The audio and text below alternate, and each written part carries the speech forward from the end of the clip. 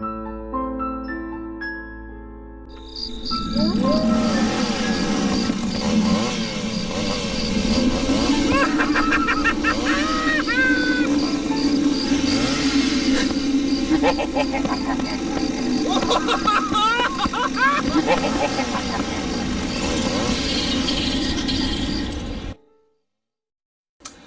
being that it's getting close to Halloween, I'm sure you're seeing a lot of little scarecrows.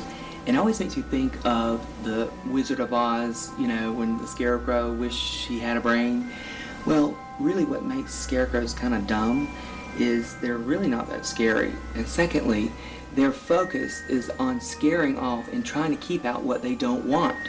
So we're kind of like that too, when our focus is all about fearing whatever we don't want. So all we're doing is trying to prevent things from happening.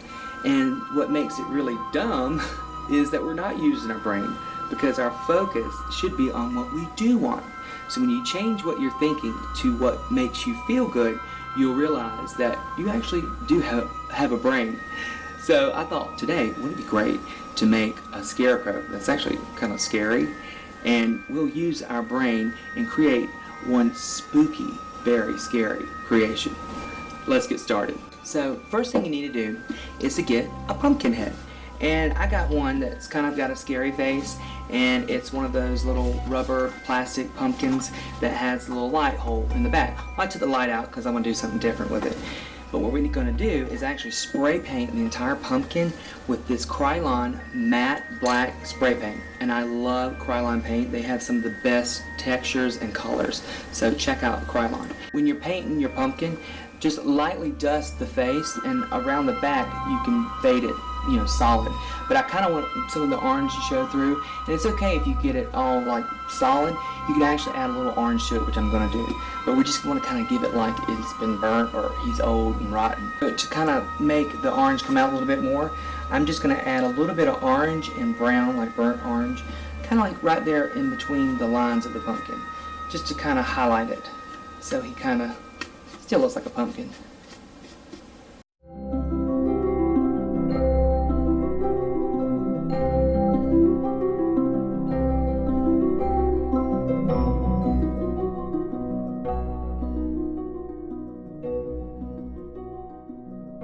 Now to give him a little more depth and some more spookiness, I'm adding a little bit of yellow and a little bit of white paint on the edges.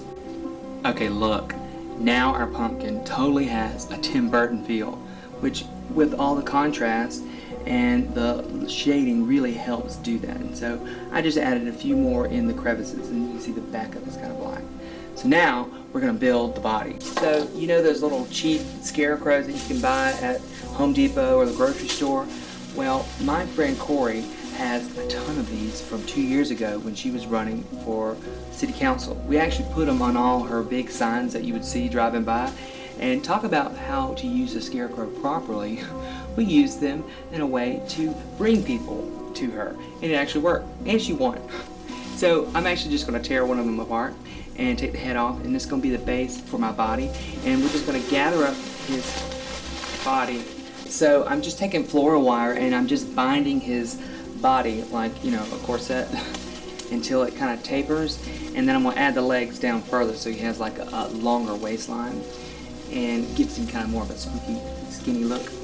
And you just tie that together, and we'll do the same thing with his legs. I've wired some pine tree sticks that look kind of like fingers, which they work best, and I'm going to spray paint the entire thing black, and then we're going to add his spooky drapery.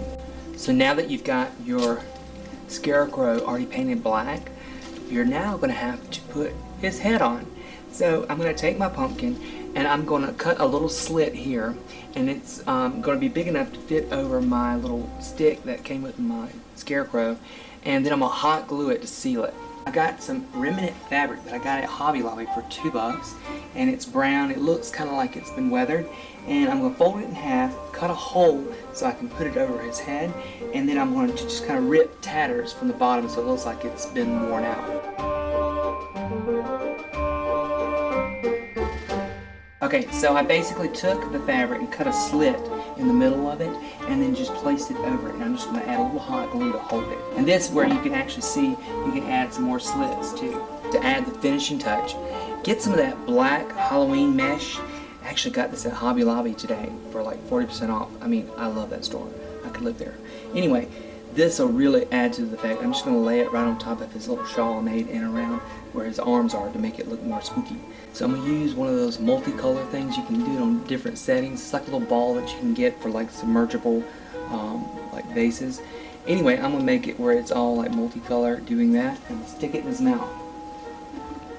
So I have some small little Christmas lights that are battery operated, and I'm just going to string it all over on his shoulders and then just hide the battery pack in the back. I'm going to put 3 little small pumpkins and I'm going to hot glue them in his hand like he's about to throw them. So the last thing you got to do is I hot glued a little closet touch light right there so it shines on the pumpkin like he's about to throw a fireball of pumpkins. So remember, it's a no-brainer when you're focused on what you do want. So you don't have to be a scarecrow. So thanks so much for watching. Bye!